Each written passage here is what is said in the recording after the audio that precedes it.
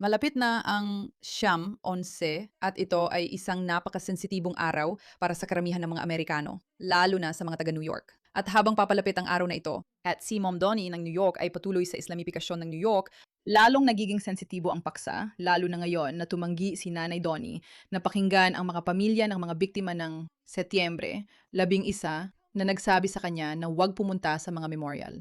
At nagpasya pa rin siya na dapat siyang pumunta dahil ano pa nga ba ang mas mainam kundi ipaalala sa mga taong nawalan ng pamilya noong Setyembre 11 na narito na ang Islamipikasyon ng New York. At kapag sinabi kong narito na ito, ibig ko sabihin narito na talaga ito. Ito ay totoong kuha mula sa lungsod ng New York. Tandaan, sa mga karaniwang lugar ng Islam, hindi sila lumalabas sa kalye para magdasal. Ito ay isang palatandaan ng dominasyon na ginagawa sa kultura upang ipaalala sa mundo na narito ang Islam upang mangibabaw. At ito ay ayon sa kanilang mga salita, hindi ito galing sa akin, wala silang balak o matras, at lalo na hindi sa New York. Kung saan nakikita nila na si Ma'am Dani ay literal na lahat ng kanilang pinang-arap bilang bagong ayatollah ng Amerika, gaya ng tawag sa kanya.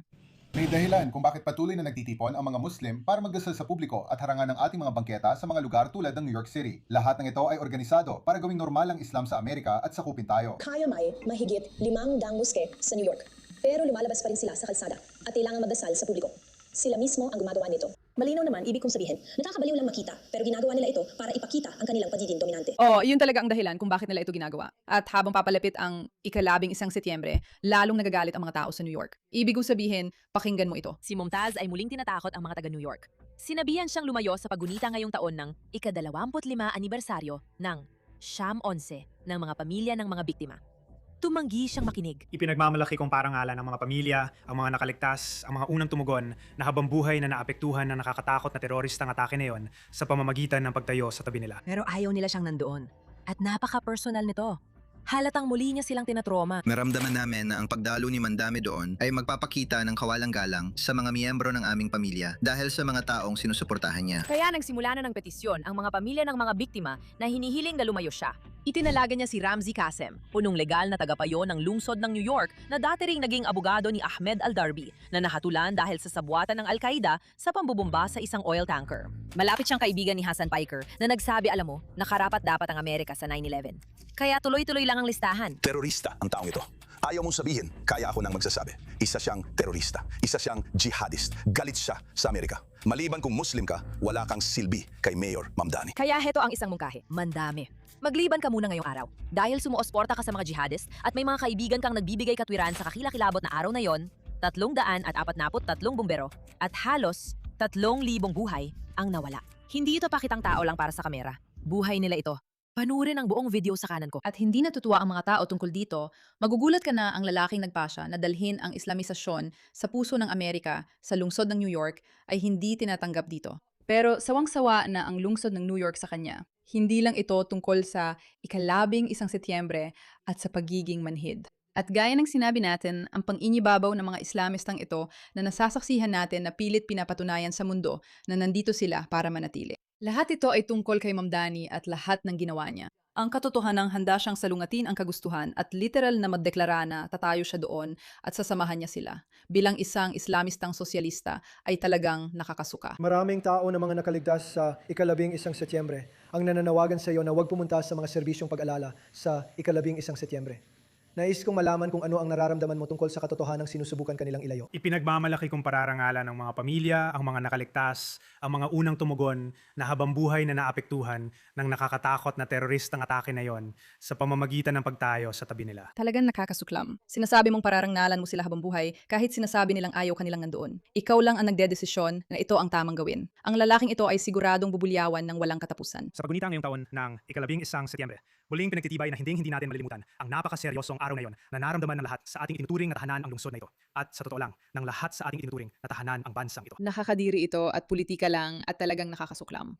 At tandaan, si Ma'am Dani ay hindi lang si Ma'am Dani, isang sosyalista na sumisira sa New York. Siya ay isang tao na kumakatawan sa Islamikong pag-agaw ng kapangyarihan, ang mismong bagay na dapat ipaalala ng ika-11 Setyembre sa lahat na hindi natin papayagan mangyari. Ang pagkakahalal ng isang tulad ni Ma'am Dani, ito ay isang malaking pagbabago. Kailangan natin ng isang tulad ni Ma'am Dani na maging alkalde ng New York. At iyon ay isang tagumpay para sa umma. At kung hindi mo ito naunawaan, sa totoo lang, kailangan mong pag-isipang muli ang iyong pagkaunawa sa lakas ng sibilisasyon. May papel ang bawat isa na dapat gampanan. May papel din ang mga mufti na dapat gampanan. At may papel din ang mga politiko na dapat gampanan. Ang gobernador na isa sa pinakamanalaking estado sa mundo, Texas, yung lalaki, 8 beses niyang sinubukang ipatigil ang proyekto namin. Palpak siya sa bawat antas. At tuloy-tuloy pa rin ang proyekto ng walang tigil. Ginamit namin ang pera ng mga lobista namin sa paglalobi. Kailangan mong harapin ang realidad na ito. Ang pinakamalaking kahinaan natin ay ang porsyento natin sa bansang ito. Sa totoo lang, hindi lang ito sa bansang ito, kundi sa buong kanuraning mundo. Masya Allah, tabarakallah, tumataas na ang mga porsyento natin na nakakatakot na para sa kanila. Sweden, 10% Muslim. Oslo, Norway, 10% Muslim. Vienna, 200 taon sinubukan ng mga Ottoman Turks. Wala silang nagawa. Vienna ay 10% Muslim. Masya Allah, tabarakallah. London, 20%. Ito ay isang lakas ng ating komunidad. At nagtataka ka kung bakit hindi masaya ang mga taong nawalan ng mga mahal sa buhay dahil sa Islamic terror attack na literal na tuluyan nagpabago sa kalagayan ng New York sa pagdala ng alkalde na si Ma'am Dani. At muli, sa tingin ko, hindi lang ito tungkol sa Islamisasyon, kahit na malaking bahagi ito. Tungkol ito sa isang lungsod na sa loob ng 25 taon ay nakalimutan kung ano ang pinaninindigan nito. Nakalimutan kung ano ang pinaniniwalaan nito. At sa kabutihang palad, marami pa ring mga taga New York na hindi nakalimot. Anong palagi mo sa pamamalakad ni Zora Mandani dito sa New York? May nakakatuwang agwat sa pagitan ng tunay niyang pagganap at ng akala ng mga tao sa pagganap niya. Talagang palpak ang pamamalakad niya. Maraming walang tirahan kahit saan. Ginagastos lang nila ang perang wala naman sila. Pero para sa mga batang ito. Ibig kong sabihin, kapag sinasabi nilang palpak ang pamamalakad niya, kailangan mong mapanood ang video na ito. Ibig kong sabihin, panurin mo lang ito sandali. Masusuka na ako. Masusuka na ako. Nasuska ako. Parang seryoso, halos maiyak na talaga ako. Katatapak ko lang. Nakatsinelas lang ako. Sa te ning tao.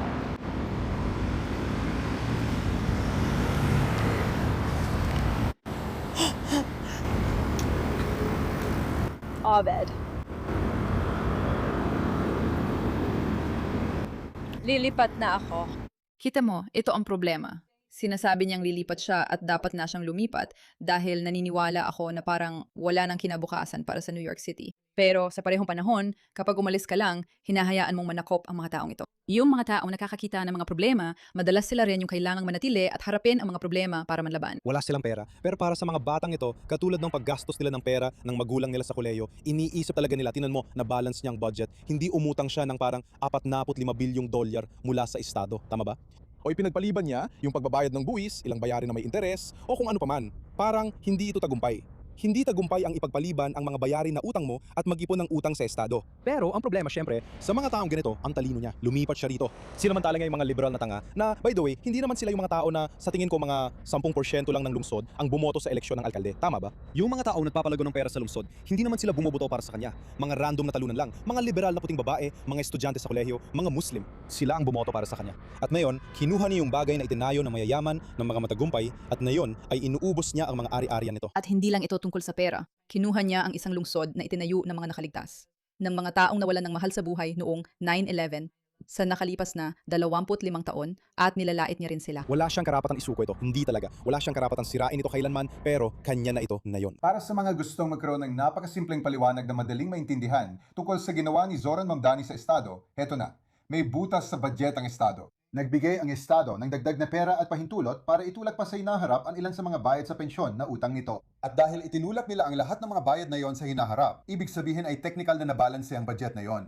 Pero ang hindi nila sinasabi sa inyo ay sa pagtulak ng mga bayad na yon sa hinaharap, ibig sabihin ay magbabayad sila ng humigit kumulang 8 bilyong dolyar pa sa susunod na dekada. Literal na sosyalismo. Kaya hindi na nakakagulat na ang mga taong ito ay nabubuska na ngayon. Kabit ng tatay ko! Yan ang ikaw, Diana! Kabit ng tatay ko! Kahit ano ka pa, Diana, ikaw ang kabit ng tatay ko! Tandaan mo yan! Lumabas na hindi masaya ang mga taga New York tungkol dito at marami tayong dapat ipaglaban, guys. Marami tayong dapat ipaglaban. At sa tingin ko, naiintindihan yon ng mga tao sa New York at hindi sila atras. Magdasal at umasa tayo. Salamat sa iyong atensyon dito, Matsa.